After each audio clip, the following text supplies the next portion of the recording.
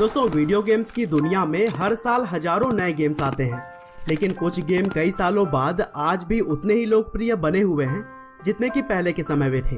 और खासकर आज मैं जिस गेम के बारे में बात करने जा रहा हूँ उसने तो लोगों की मानसिकता और सोच को पूरी तरह से बदल कर रख दिया, क्योंकि इस गेम के आने से पहले गेम खेलना सिर्फ बच्चों के मनोरंजन का साधन माना जाता था। लेकिन ग्रैंड थेफ्ट ऑटो यानी कि GTA गेम ने अपने लॉन्चिंग के बाद गेमिंग इंडस्ट्री में एक नई रिवॉल्यूशन लेकर आई, क्योंकि इस गेम को अब बच्चों से ज्यादा बड़े खेलना पसंद करते थे। और अगर आप भी गेम खेलने का थोड़ा भी शौक रखते हैं तो शायद आपने भी यह गेम तो खेला ही होगा। और दोस्तों, आपसे एक रिक्वेस्ट है कि इस वीडियो को आप थोड़ा सा ध्यान से देखिएगा, क्योंकि GTA की स्टोरी थोड़ी सी कॉम्प्लिकेटेड हो सकती है। दरअसल यह गेम फिलहाल तो रॉकस्टार नॉर्थ के अंतर्गत डेवलप की जाती है, लेकिन इससे पहले इसे कई अलग अलग कंपनियों ने खरीदा और बेचा है। GTA basically action adventure video game है जिसे कि DMA डिजाइन ने डेवलप किया और BMG इंटरैक्टिव ने पब्लिश किया था। DMA डिजाइन 1984 में शुरू की गई एक कंपनी थी जिसे कि डेविड जॉन्स, रशल के, स्टीव हैमंड और माइक डेली ने मिलकर बनाया था। हालांकि इस कंपनी का नाम पहले एक्मे सॉफ्टवेयर था, लेकिन 1987 में इसे बदलकर DMA डिजाइन कर दिया गया था। और फिर DMA डिजाइन ने 4 अप्रैल 1995 से GTA गेम बनाने की शुरुआत की। हालांकि इस गेम का नाम पहले रेस एंड चेज रखा गया था, लेकिन बाद में इसे बदलकर ग्रैंड थेफ्ट ऑटो कर दिया गया। और फिर इस गेम पर काम पूरा हो जाने के बाद से सबसे पहले अक्टूबर 1997 में यूरोप और नॉर्थ अमेरिका में MS-DOS और माइक्रोसॉफ्ट विंडोज ऑपरेटिंग सिस्टम के लिए इसे रिलीज किया गया।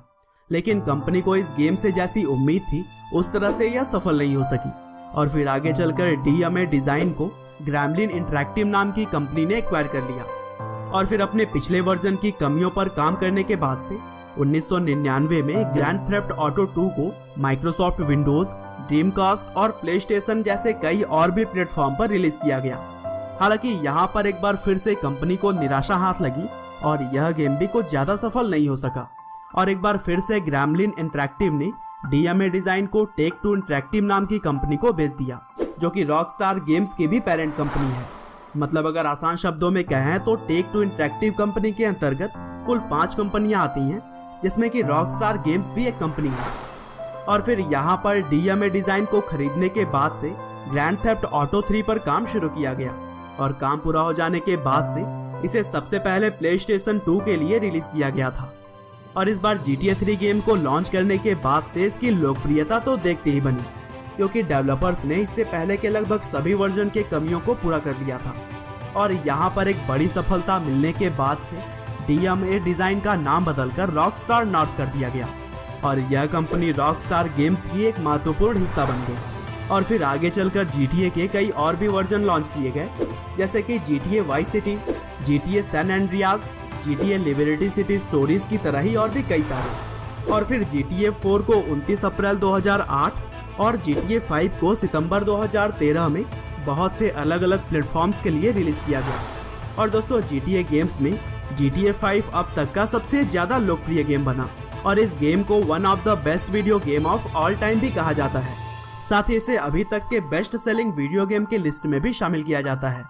और दोस्तों, GTA के 21 साल के अभी तक के सफर में 5 मेन गेम्स के साथ साथ अलग अलग स्पेशल एडिशन भी डेवलप किए गए, और कुछ आंकड़ों के मुताबिक GTA सीरीज की अब तक लगभग 225 मिलियन से भी ज्यादा कॉपीज बेची जा चुकी है। साथ ही GTA games PlayStation, PC, Xbox 360, Dreamcast और इसी तरह के कई अलग अलग प्लेटफॉर्म्स के लिए बनाए जाते हैं। साथ ही इस गेम के कुछ वर्जन एंड्रॉयड और एप्पल फोन्स के लिए भी मौजूद हैं। और दोस्तों, GTA की शुरुआत हुए आज कई साल हो चुके हैं। साथ ही इसके लॉन्चिंग के बाद से मार्केट में कई अलग अलग तरह के गेम भी आ गए हैं, लेकिन इसके बावजूद ग्रैंड थेफ्ट ऑटो बहुत सारे लोगों का आज भी पसंदीदा गेम बना हुआ है। उम्मीद करते हैं कि GTA गेम्स की यह कहानी आपको जरूर पसंद आई होगी। आपका बहुमूल्य समय देने के लिए बहुत बहुत धन्यवाद।